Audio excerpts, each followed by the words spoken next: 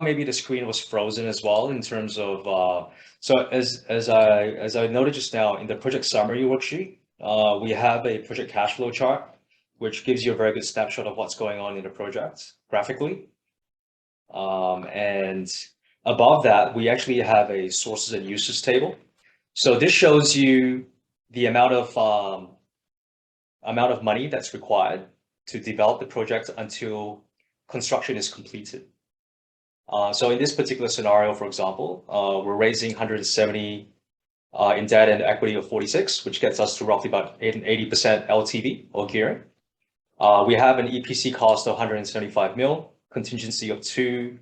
The bank debt that we're borrowing from the banks, they will charge us a one-off fee upfront at the beginning of when we sign the loan agreement. So that's a 3 mil upfront fee.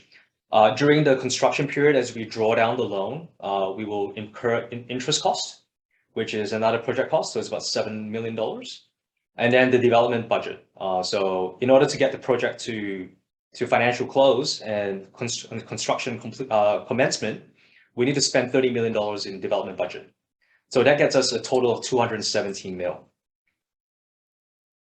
On a dollar per kilowatt basis, if you have the 217 divided by the 110 megawatts in this model, we get roughly about $2,000 per kilowatt, which is about right ballpark.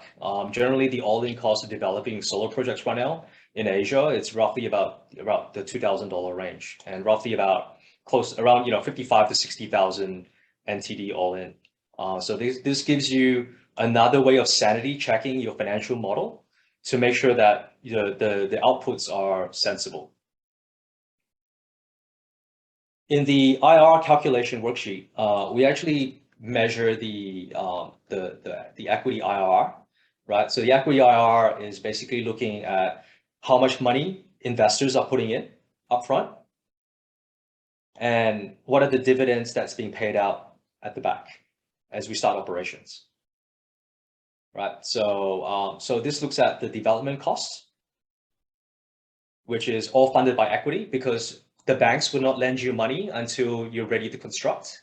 So all of the initial money that you need to use to develop the project to get to construction commencement, it's going to be all funded by equity. And the total money that you fund is the 1305. It's basically this $46 million US, right? So as the bank's requirement is for you to invest all of the $46 million US first into the SPV before they let you start drawing down on their debt financing. So this IRR calculation encapsulates all of that. So all of our money goes in at construction commencement. So after that, there's no more money that we need to put in because we already put in all the money we're supposed to. And then once we start operations, then this is the dividends that's paid out. So in this particular case, our equity IRR is about 10%. This kind of project is called an early stage development project because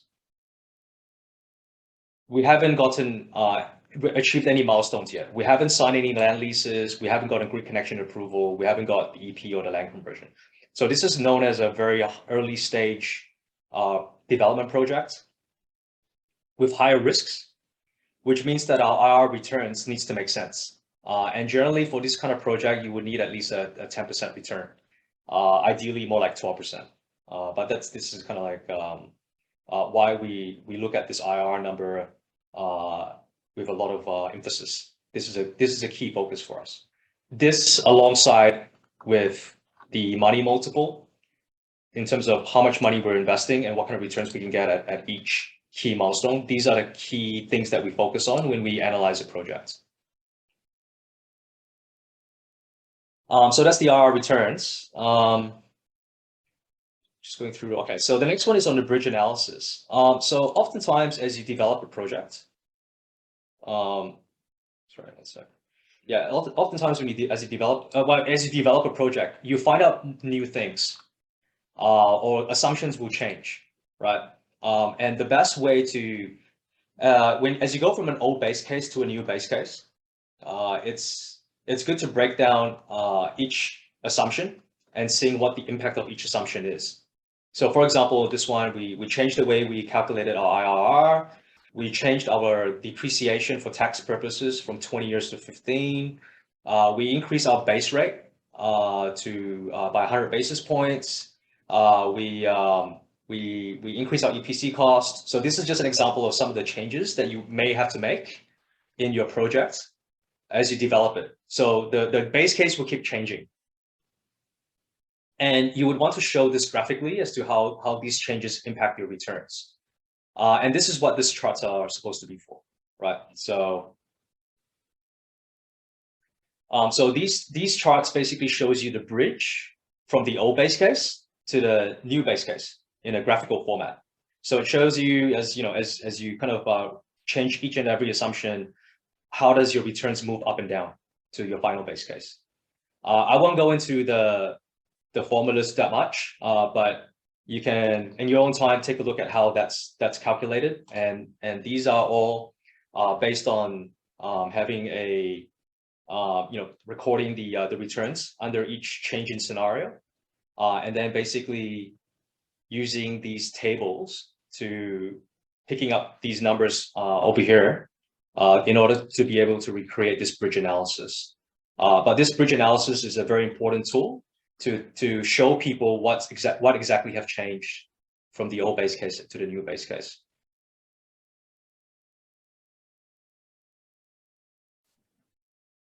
So that's that. Okay, let's talk about Dscr sculpting.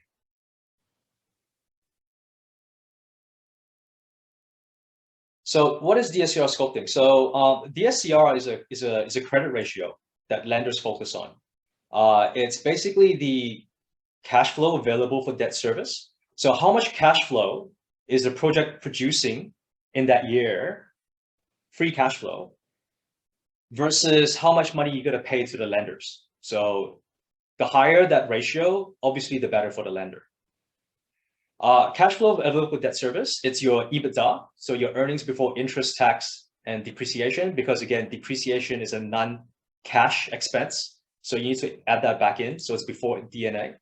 Plus change in working capital minus tax, and the tax must include your interest tax shield in the calculation, minus your maintenance capex. Now, for a solar project, there is no maintenance capex, so this is a 0. And then in our model, we're not modeling changing working capital at the moment. So the only thing is EBITDA. The only thing we need to worry about is our EBITDA minus our cash tax to get our CFATs, or cash flow available for debt service. Right. So, but this calculation here shows you how much money, how much free cash flow is the project producing in order to pay the lenders. So if you go to the debt schedule, we have a DSCR calculation here. Right. So you can see the DSCR. This is our debt service cover ratio calculation. Right. So it's looking at the CFATs, which is this line here in row 19, right? So row 19 is our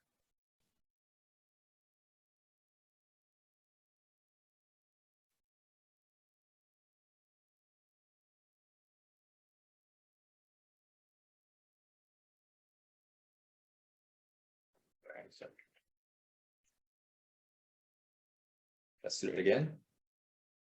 So it's our EBITDA number from our income statement. Add back our minus our corporate tax, right? So our EBITDA minus our corporate tax to get our CFATs, right? As per this formula here.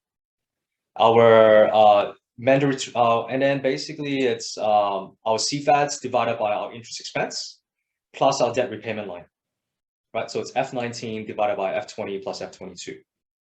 This number divided by this number plus this number. And as you can see here, it's kind of like hovering around the 150 range, right? So we have our minimum and average DSCR of 120 and 145. The current repayment profile is called a equal home loan P&I payment. So we're using a Pmt function.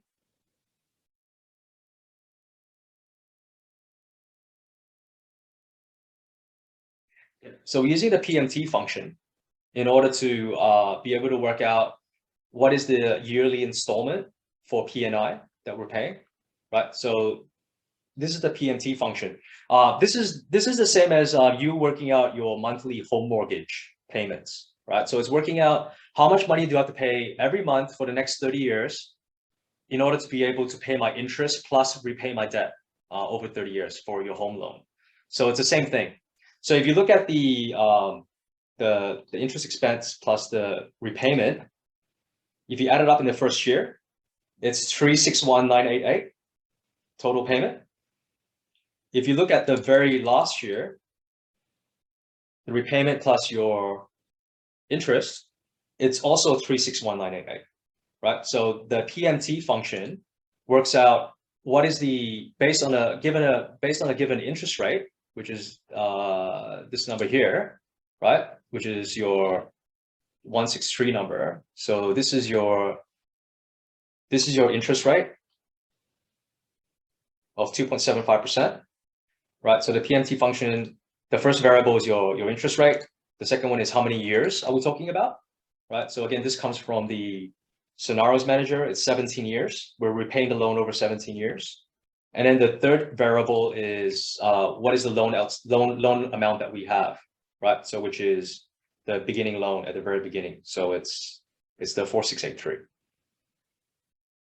So it works out what's the annual installment that we need to pay in order to repay the loan. And as you can see, the interest expense at the very beginning is very high, but as we pay down the loan, it gets lower and lower every year, which means that our repayment at the beginning is very, very low, but it increases every year because our interest expense is getting lower, and which results in our P&I, our repayment, our interest expense to be the exact same number every single year for 17 years. Now, there's another payment method. It's called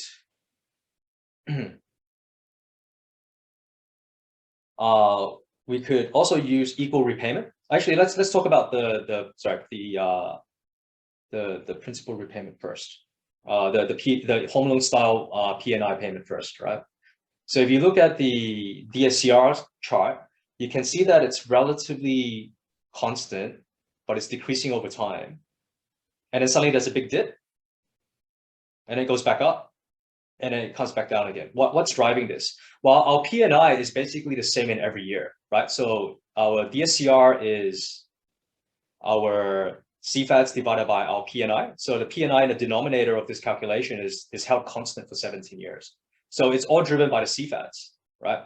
So our CFADs is decreasing over time because our revenue is decreasing over time because of degradation of our panel.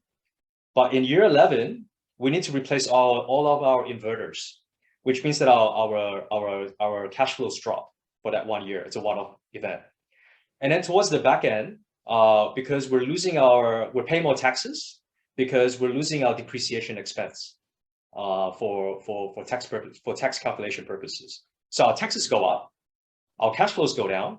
As a result, our Dscr goes down as well. So that's what you're seeing here. But if you're looking at the cash flow chart here, you can see that the total repayment and the interest, if you add it up in every period, it's exactly the same. There's another payment method, which is the equal principal repayment method, right? Which means that every year, so previously our repayment was low to begin with, and it increases with time. This equal repayment method means is that our repayment in every single year is exactly the same, so it's constant, right? But our interest expense to begin with is higher because we have more debt to begin with. But as we pay down the debt, our interest expense goes down. So what happens is our debt servicing, our principal repayment plus our interest goes down over time, right? So if you look at our cash flow sheet, it's a bit hard to see it, but you can see this is the interest, this is the principal repayment, but it's kind of decreasing over time. Actually, maybe I can wait 1 sec. Let me So the good thing about these charts as well is you can reorder the the payments, you can move it up. So you can see exactly what's going on. So if you reorder the way the area chart stacks each cost, right? So we've actually moved this is the debt interest. This is the principal repayment. So I've reordered the order of this area chart such that it's at the bottom. So you can see very clearly that the principal plus interest payment is actually decreasing over time, because you're holding your principal repayment constant for 17 years, but your interest is like decreasing over time. And then going back to the equal P&I, going back to the chart, you see that the P&I is constant for 17 years. So initially you were paying more interest, less principal repayment, but towards the back end, we're paying almost no interest, but all repayment. But you can see it's the exact, this amount is exactly the same every single year. So that's the difference between the two principal repayment profiles, right? This is what the DSCR looks like under that initial equal repayment, because we're paying more upfront in terms of the principal and interest. Our DSCR is lower to begin with, and then it improves over time because the amount that we pay to the bank is decreasing over time. Now, there's actually a third methodology. It's called the Dscr Sculpting methodology, right? Which is case number 3. Now, under this scenario, we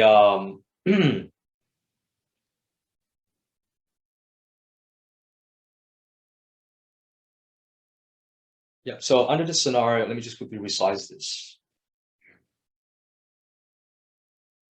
Yeah, so under this scenario, we are actually re-sculpting our principal repayment such that our DSCR is exactly the same every year for 17 years. Right, so if you can look at our DSCR chart, you see that instead of jumping up and down, our DSCR is exactly flat. So how do we do that? It's actually very simple algebra, right? So we have a sculpting calculation here. So we've got CFADs, which is something that the model outputs, right? We have a target DSCR, right? So we want our DSCR to be exactly the same every year for 17 years. And as a result, we know what our sculpted rescheduled repayment is for that year, because it's just simple algebra, right? So it's if DSCR is CFADs divided by debt interest expense plus scheduled debt repayment, then our repayment is equal to our CFADs divided by DSCR minus the interest expense, right? So it's just algebraically manipulating the original formula. So with this formula, we can actually work out how much, because we know what our interest expense is, we know what our CFADs is, we know we have a target DSCR. So based on that, we can go the CFADs divided by our DSCR minus our interest expense gives me the repayment for that year. So then I can work out how much I can repay every single year in order to achieve a 146 DSCR. Now, then the question here is, how do I work out what this DSCR needs to be, right? So what we want to do is be able to set a DSCR such that over 17 years, the repayment profile just exactly repays the debt that we raised, right? No more, no less, right? So just kind of going back to this. So obviously, if the formula is repayment is equal to CFADs divided by DSCR, if we increase the DSCR, the amount that we repay goes down. So it takes us a lot longer to repay the loan, potentially longer than 17 years, because and that would be an issue because 17 years is the tenor that the banks insist that you repay them by. So you can't take 18 years to repay them. It has to be 17 years, right? So what we can do in the model is to basically do a goal-seek function, right? So in the goal-seek, the way that works is we look at how much, based on this simple algebra calculation, we know how much we can repay every single period. right? And then obviously by the end of 17 years, after 17 years, we can't repay anymore because we have to stop repayment of the loan. We have to fully repay by 17 years, right? So after that, it should be 0. And so it's very simple. So the goal seek that we're trying to seek is summing up all of this repayment from this calculation and then subtracting it from how much debt we raised to begin with. Right, so the amount of debt we raised is the 4863. This is how much debt we've raised. So we just want to make sure that the amount of debt we raised minus the repayment from this calculation on the Dscr Sculpting is exactly equal to 0. Right, so what we do is we basically goal seek this to 0 by back solving for the target Dscr. And so that's something that we'll talk about later on in how we set our macros. But that's exactly what we're doing. So as a result, by running that Dscr sculpting exercise, we are able to financially engineer the case such that based on the cash flow that we're generating, we're sculpting our principal and interest payment to match our CFADs such that we get a constant Dscr profile. And we'll explain why this is important later on in a potential upside case, right? But this is another way of determining your repayment schedule with your bank, such that you get a constant Dscr based on a specific cash flow profile. So that's the Dscr. Okay, so let's have a chat about the total project funding, right? So previously we talked about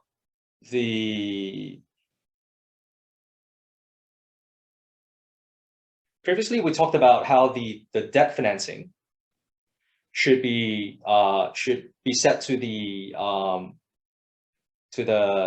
total project cost excluding financing costs to mitigate the circularity multiplied by the gearing assumption, right?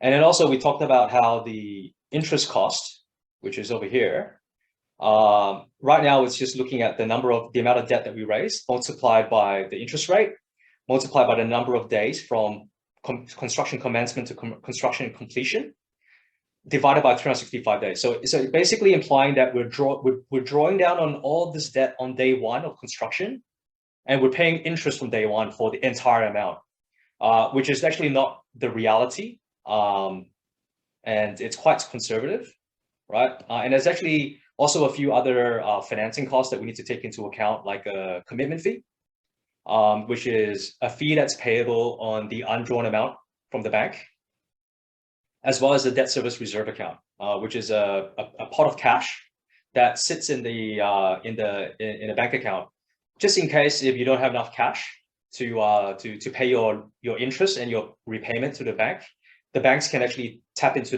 that reserve account to make payment. So it's like a backup. So this is a very rough calculation on all of that to get to your total project cost. So what we're going to do now instead is to actually construct a construction waterfall over here, right? So the construction worksheet is a month-to-month worksheet, right? So June 30th, 2024 is when we start construction, and June 2025 is when we stop construction. So it takes us about 12 months, right? 12 months to construct. And the first thing we need to have is an Epcs curve, right? So this is from month 0 to month 12. How do we pay our EPC contractor, right? So right now we're making a simple assumption that 50% is payable at the very beginning, and then the remaining 50% is payable when they finish construction. Now, this is the uses of funds, right? So in the first month, so this is our EPC cost here, right? So this is our EPC cost of 502, right? So this is the number coming from here. So this number plus this number is how much we're paying to the EPC contractor, the construction contractor, the total capital costs plus the contingency for construction. And for every month, we're just multiplying it by the percentage in the S-curve to work out how much we're paying him, right? So 50% upfront in this case, and 50% at COD. The upfront fee as well. So at the very beginning, when we start construction, we need to pay an upfront fee to the banks, right? So this is the debt amount, right? Which is this cell here. The 1.5% bank fee multiplied by the debt amount, which is down here, the debt amount raised, the 5.1 billion NT. And that gets us the 77 million upfront fee NT that we're paying. And then thereafter, we're actually paying interest costs as well as commitment fees. So we'll come to that a little bit later, right? But once you add all of this up, every month, this is how much we're spending, right? So obviously, we need to fund these payments. We're going to work out how we pay these, right? So how do we pay for this? So that's the uses of funds, and then we have sources of funds. So every month, we have basically two sources of funds. One's called a construction account, which we'll talk about a little bit later. The other one is drawing down the debt, right? So we have a senior debt facility, which we're drawing down on a month-to-month basis to pay for all of this, right? So the amount that we draw on the construction account and the senior debt should exactly match how much we need to pay out.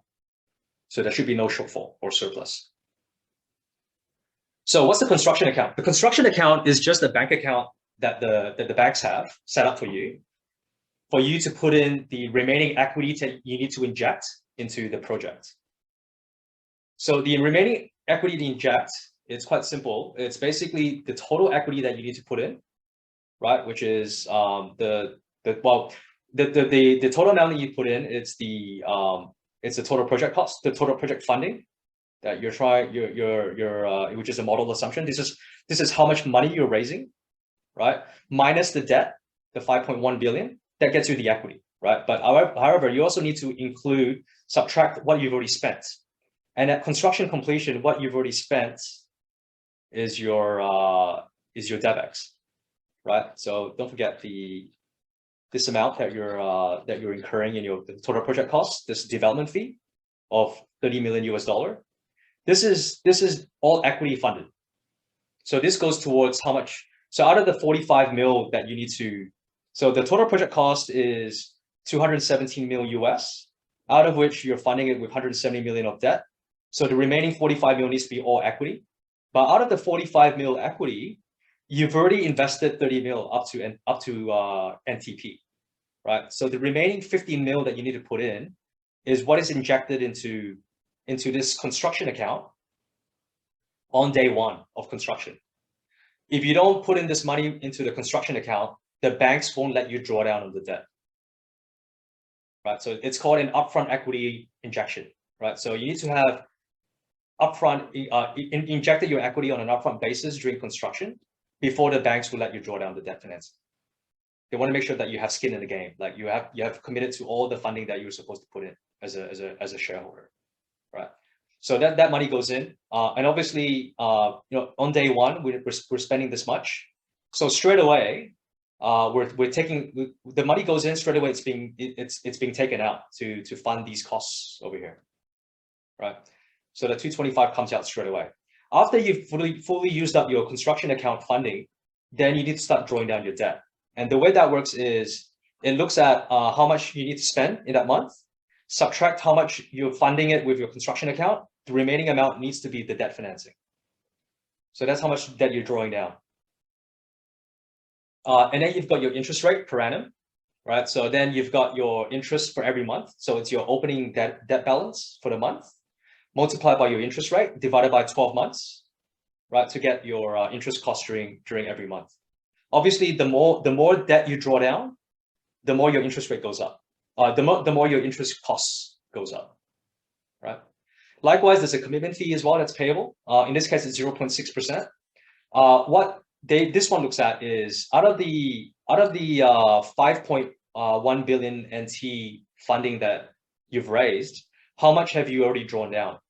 The undrawn amount, so basically the 5.1 minus whatever is outstanding at that time, the amount that hasn't been used yet in your loan facility, you need to pay a commitment fee on that, which is 0.6% multiplied by the undrawn amount divided by 12 months, because it's a monthly expense. And that gets you your commitment fee. So the commitment fee, the interest during construction, then feeds into your uses of funds in every period. And that's kind of basically the way the construction calculations work.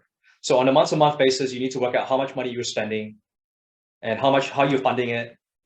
And as a result of how you're funding it, then you can work out what is your financing cost, which again then feeds back into your uses of funds, right? So it's a bit circular, right?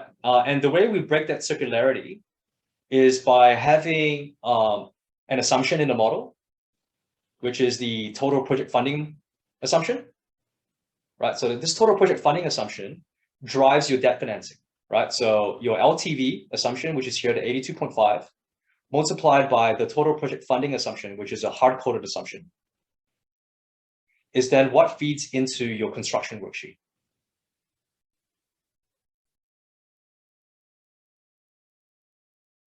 Which is over here.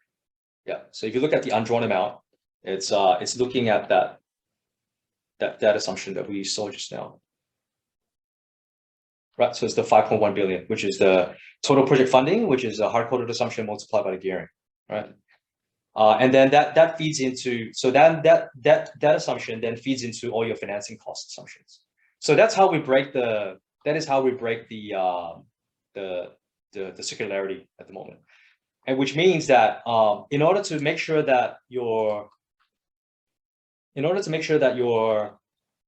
these two numbers are the same in your sources and uses of funds, you need to again do a goal seek function, right? So you need to goal seek your total project cost. Your total project cost is the summation of all of your monthly uses of funds, right? So how much is costing you every month? So you add up all those costs for the entire construction period, right? So it's that number there, and then minus scenarios F132 plus J166, right? So scenarios F132 gives you your total project funding over here, but you also need to subtract the DevEx expense that you spent, right? Because the total project cost for the project is not just the project cost during construction, but also the project cost during the development period as well. So you need to add that back in. Yeah, so you need to account for that in your goal seek function. So then it's basically goal seeking this assumption, which is a hard-coded number, such that this number equals this number, right? So the 217 equals that number there, and that's exactly what this cell here is trying to do. It's trying to subtract the total project cost from the construction cost and the development costs, such that it's equal to 0. So the financial model, once you've built this in, is you need to do this operation. You need to basically work out how much money you need to raise, such that the money that you raise is exactly equal to the money you're spending in total. So that's what optimizing the total project cost is. So, and obviously, if you set the total project funding to be equal to the total project cost, so let me do that. Again, you're going to create a circularity, right? So if this number here is equal to the total project cost, which is this number here, you're going to create a circular reference, right? So the way we break that circular reference is by having the total project funding being a hard-coded assumption that we need to backsolve for. Yeah. I'm just going to undo that.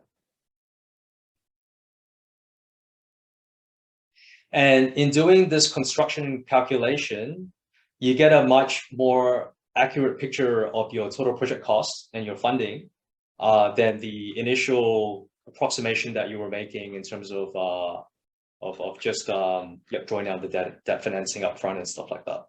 Yeah, so this is a much more accurate way of sizing your total project cost. Okay. Okay, so that's total project funding. Let's talk about macros.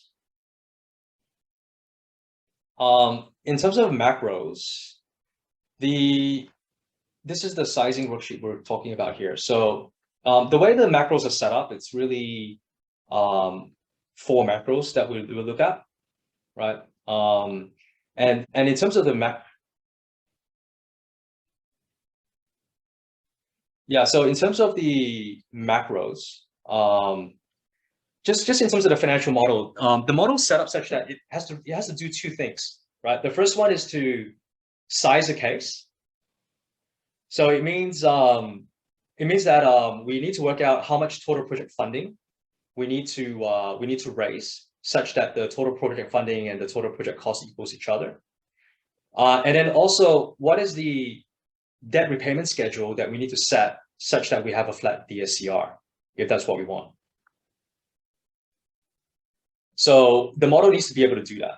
But then the other thing the model needs to do is basically sorry, this is wrong. You should say running sensitivities.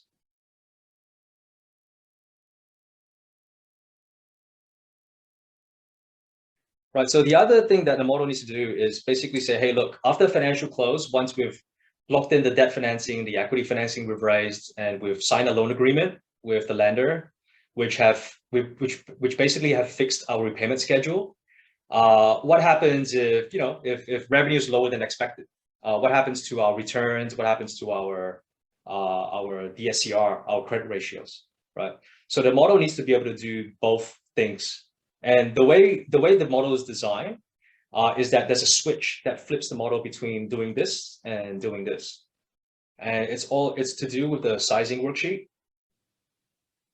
So in the sizing worksheet, basically we have 2 things that we want to optimize for. The first one is the total project funding, and the second one is the debt service cover ratio, right? In order to have a flat DSCR. So let's just go back to case 1. So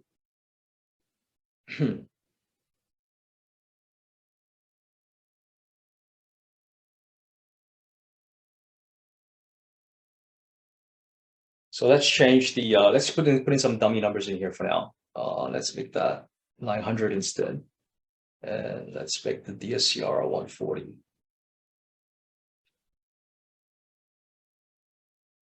Okay, right. So so the way the model works is that these 2 cells here, these two blue cells here, or these 3 blue cells here, if they're blank, it means that the model is fixed. So it's not trying to backsolve anything. And we're in this mode here. But if these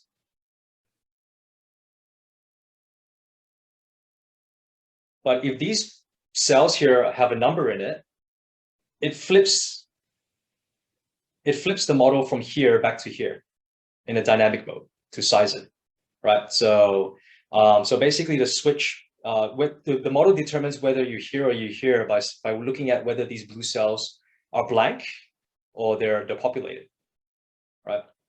So and then okay, so that's kind of like the operations of the model. So depending on whether these cells have numbers in it.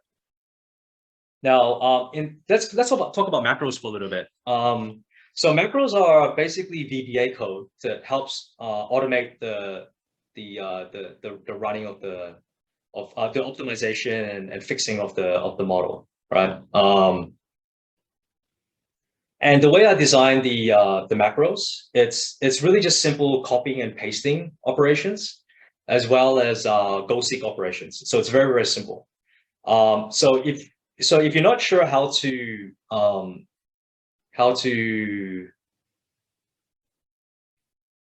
if you're not sure how to code in macros, what you can do is record a macro and then reverse engineer the macro code, right? So for example, if you go to view and you go to macros, you can actually record a macro. So let's say we do record a macro, and let's call it macro 1, right? So we can go to, let's say, the scenarios manager. We can select this cell here. We can copy it. Can bring it to here and paste it as a value, right? Oh, ESV. And then we can, let's say, for example, go to the cell here. We do a go seek.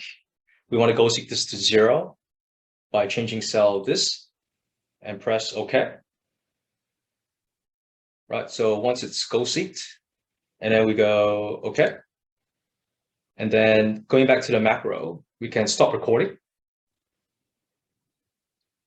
So the macro that we just, all the actions we just did, like the copying and pasting and the go seek, it's now all encoded into a macro. So the way we have to go find a macro. So what we do is you can either go view macros over here, and always make sure that the macros that you select, it's only in this workbook, because you don't want to start getting yourself confused and looking at macros in another file. It has to be this workbook. And you can see here, macro 1 was the macro that we just reported. So you can edit it. Right. So you can see here, we selected scenarios worksheet. We selected cell H128. We copied it. We went to the sizing worksheet. We selected E18 and we pasted it. And then we went back to, we did a go seek function, go seeking E23 to get it to 0 by changing cell E18. Right. So we've got the basic building block of what we want to do. But let's skip all of that, and I'll just go straight into the solution file. Right. So let's see. Yeah. Okay. So let's go to the solution file. So the first macro that we're trying to do is the new case macro. Just one other thing, when you're doing when you're like encoding macros into your worksheet, into your model, always use names, right? So for example, you see that this cell here, it has a name. It's not, it's not F23. It's actually a name, Dscr_diff, right? The reason is because if we insert a row here, that cell name doesn't change. It's still referring to that cell. So as we make edits to the model, it's still referring to that cell. So if your macro refers to Dscr_diff, it's always going to be picking up that cell. Whereas if you use a F24, that may not be referring to the right cell anymore. So always use cell names, right? And the other thing as well is so the way the model set up is I'm trying to optimize for total project funding, DSCR, and so forth, right? So if you go to scenarios, and you look at the DSCR coding, you see that there's an additional code in front.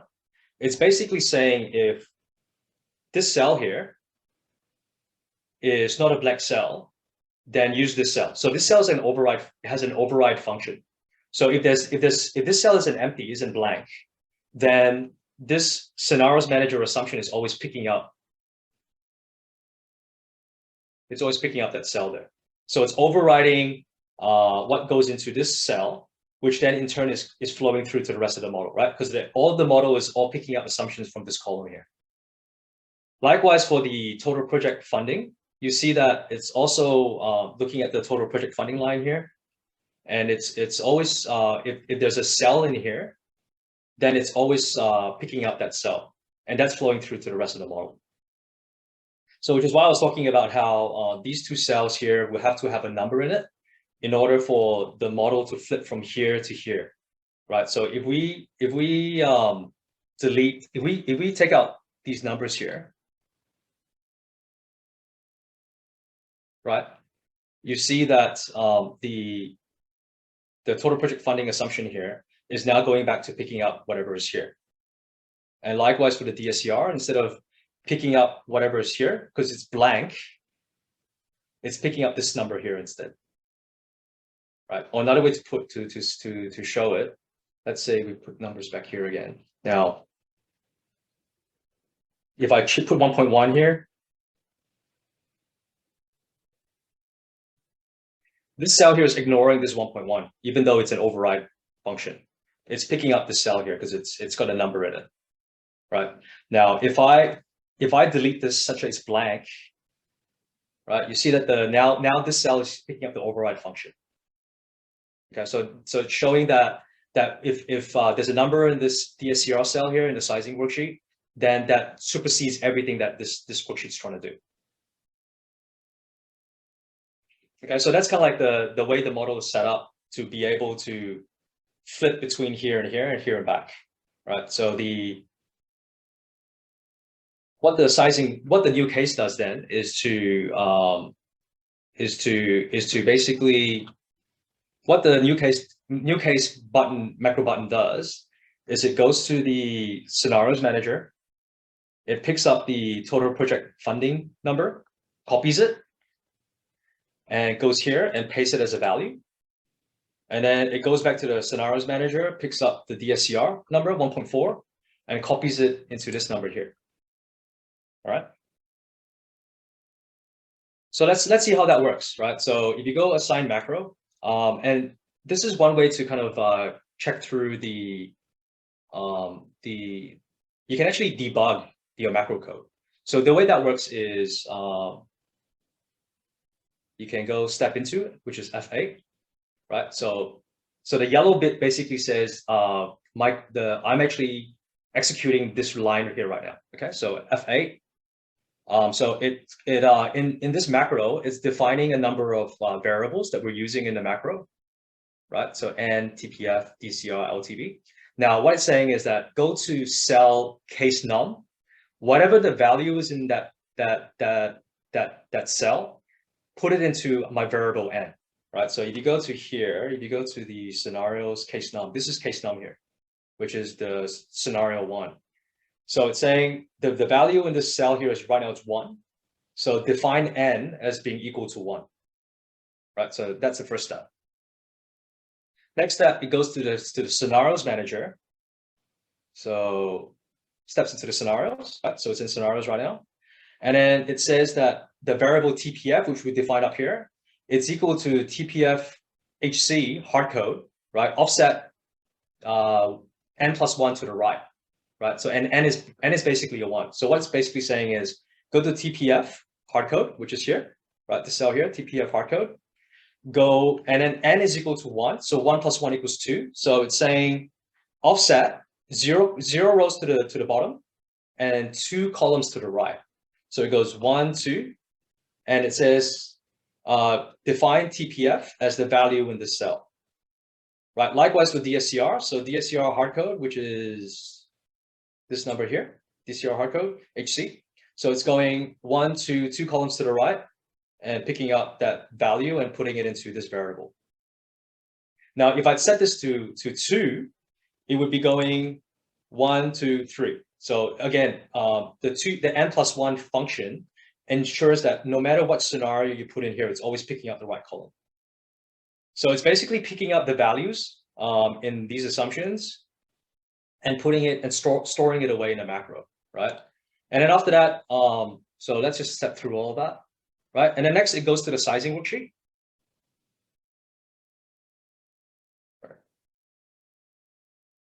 Right, so it goes to the sizing worksheet. So it jumps back to the sizing worksheet. And then it goes to TPF, cell TPF, which is this cell here. So it's labeled TPF. It's going to name. What it's going to do is say the value in this cell should be equal to the variable that we just picked up. So we press F8. So what you see is that the 623 is this number here. So it's stored this value away. And then it input that value into this cell here. So F8 again. So now it's gone to the DSCR, which is over here, the 1.4. And it's come back here to the sizing worksheet and populated 1.4 into the cell here. So that's essentially what the DSCR, this is what essentially the DSCR macro does, right? Okay, so next up is the optimized case. So this is very simple. All this is doing is saying, okay, this cell here is basically my total project cost minus my project funding. I want to go seek this to 0 by back solving for the total project funding assumption. Likewise, this is my This is my total repayment, which is from my debt schedule, right? So my total repayment over 17 years. This is how much debt I'm raising. So I want to go seek this number minus this number to be 0. So I want to make sure that I'm setting a DSCR such that my repayment schedule just repays my debt amount, right? So again, let's step into this. Right, so F8 to debug, to step into it, right? So F8. So invoking the optimized case macro.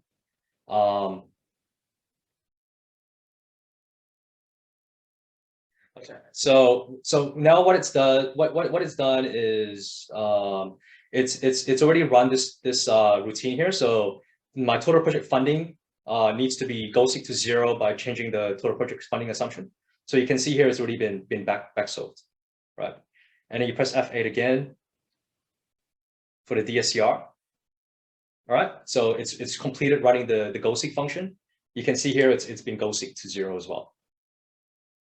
Alrighty. So that's what this that's how this macro works. Okay, so once we've done that, now the next bit is we want to be able to store these numbers away, right? There's one more thing in terms of the debt schedule, because don't forget, we also want the model to be able to run sensitivities whereby our repayment schedule is fixed, right? So if we have a repayment schedule that's dependent on this formula, it's going to fluctuate. So if we increase our revenue or decrease our revenue, this number is going to change. We don't want that, right? In our fixed mode, right? So what we're actually going to do down here is we're actually going to hard code and store away every single repayment schedule for every scenario. So every scenario, once we've set the repayment schedule, we want to hard code it and store it away. And the way this works is that the actual repayment schedule, which is this number here, which is this row here, is what's actually feeding into the financial model, right? So if you look at the repayment schedule here, it's basically picking up row C39. So C39 here is the repayment schedule for the Dscr Sculpting that's flowing through to the rest of the model. Now, if you look at this, again, it's looking at the Dscr cell, which is this cell here. So again, if this cell is not a blank cell, so if it's not a blank cell, it means that we're in a dynamic mode, which means that this row here should be looking at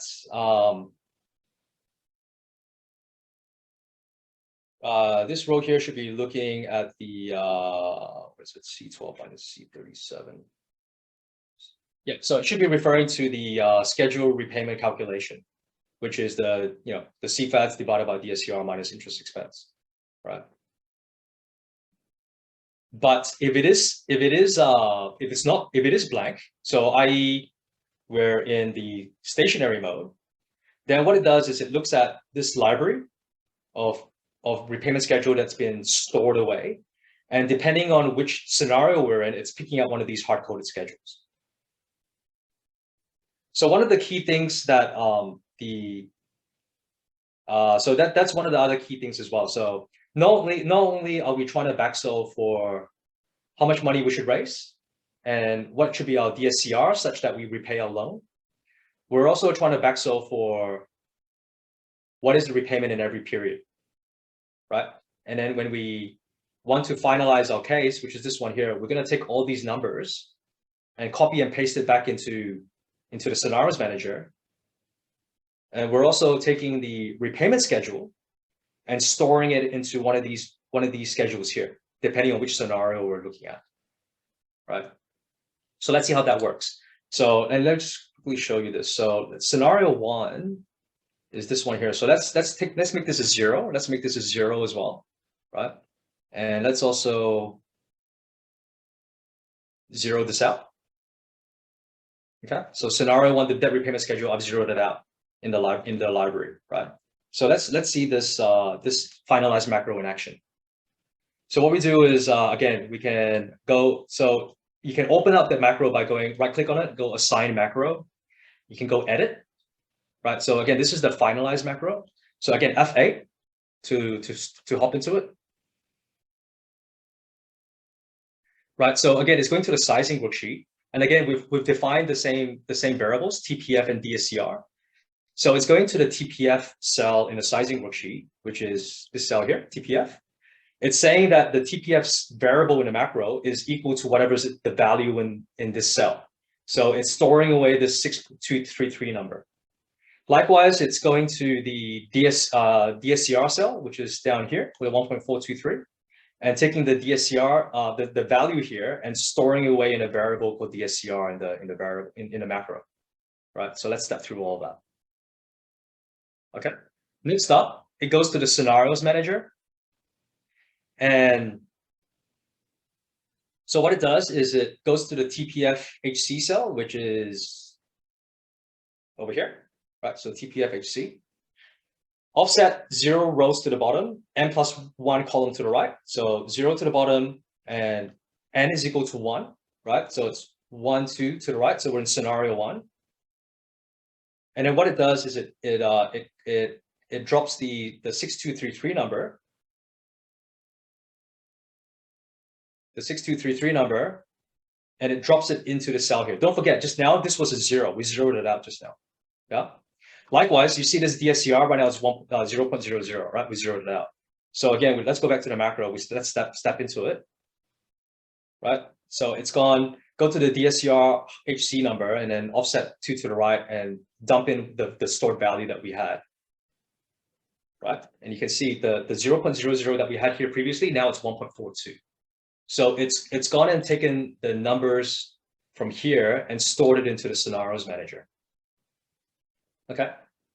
And then likewise, now it's going to the debt schedule, and it's going to repayment, right? So if you go to the debt schedule,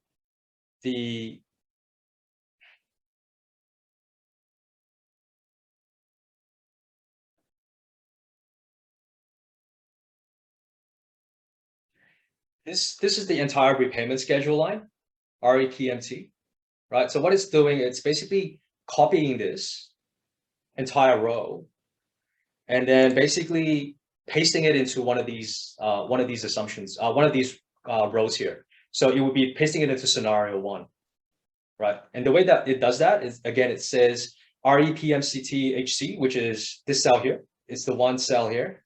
And it's saying offset n-1 and 0. So n right now is 1 because we're in scenario 1. So 1 minus 1 is 0, so it stays here.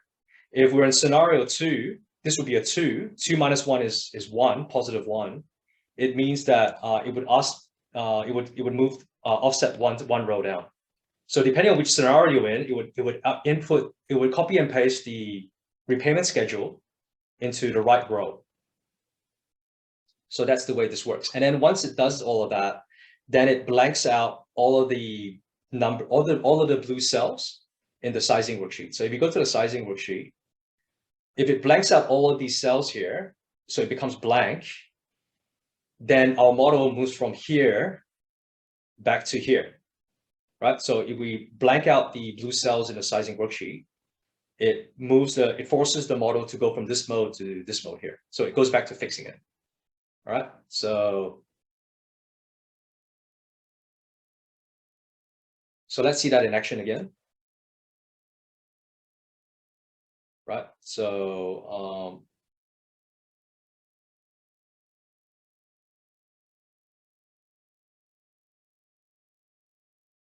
right. So new case. Okay,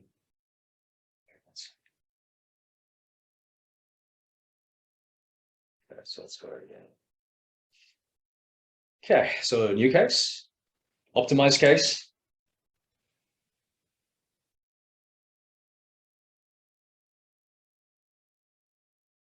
Right. So once it's optimized, both of them. What is going on here? Wait 1 second.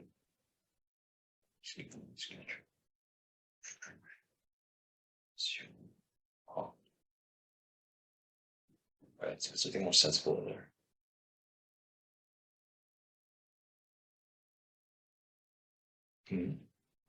Wait 1 sec. Something's up here.